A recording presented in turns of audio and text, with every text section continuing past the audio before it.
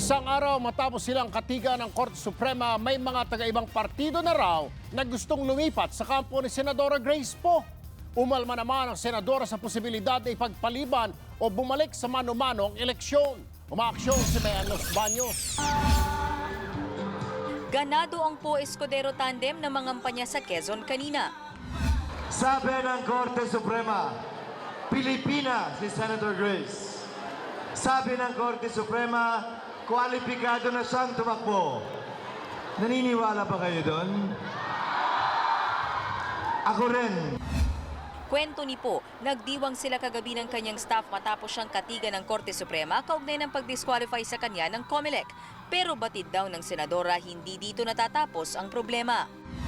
Pero alam mo naman, Mayan, sa hirap ng kampanya, pagkatapos na deklara na ikaw ay opisyal na talaga na kandidato, mas iisipin mo pa lahat ng mga responsibilidad mo pang nakalinya.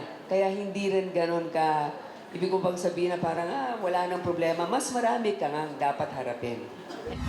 Pag-amin naman ni Poe, may mga taga-ibang partido na raw na gusto nang mag-over the bakod sa kanyang kampo. May mga taga-LP daw na gusto lumipat sa grupo niyo.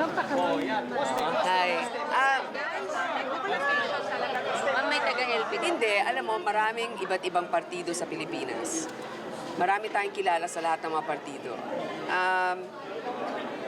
Itayin na lang natin sa mga darating na araw. Hindi ko naman sinasabing direkta kung sino man, ano mang partido. Pero definitely, merong mga sasama. Marami nang nagsabi. LT among them na Si Ma'am Anna National. Ay, ayoko mo na. Ayoko magyabang. So meron. At ma'am yun lang. Meron. Merong lilipat.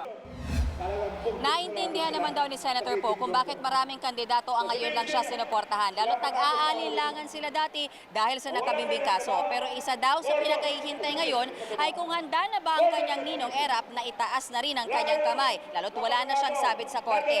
Pero alam din daw niyang mahihirapan itong magdesisyon lalo't kaibigan din ni Erap ang kanyang katunggaling si Vice President Binay. Umalma naman ang Poe Escudero tandem sa posibilidad na mapuspo ng eleksyon o bumalik ito sa manual elections. Kaugnay ito ng epekto ng desisyon ng SC sa pag-issue ng resibo ng vote counting machines. Hindi ako naniniwala na magkakaroon ng manual elections.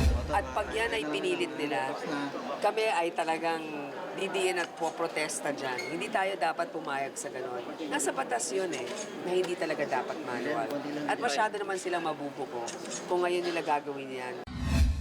May mensahe naman ang senadora sa mga may plano umanong ipa-impeach ang SC Justices na bumoto pabor sa kanya. Hindi naman siguro dapat na magkaroon ng basihan, na may basihan para i-impeach yung ating mga maestrado. Subalit, sabi ko nga, kung sino man ang mga nasa likod dito, hindi ako maghihigante sa kanila dahil lamang dito sa mga ginagawa nila. Mula rito sa Quezon, umaaksyon Mayan Los Baños, News 5. Be sure to come back. Use 5 everywhere. Copyright 2016.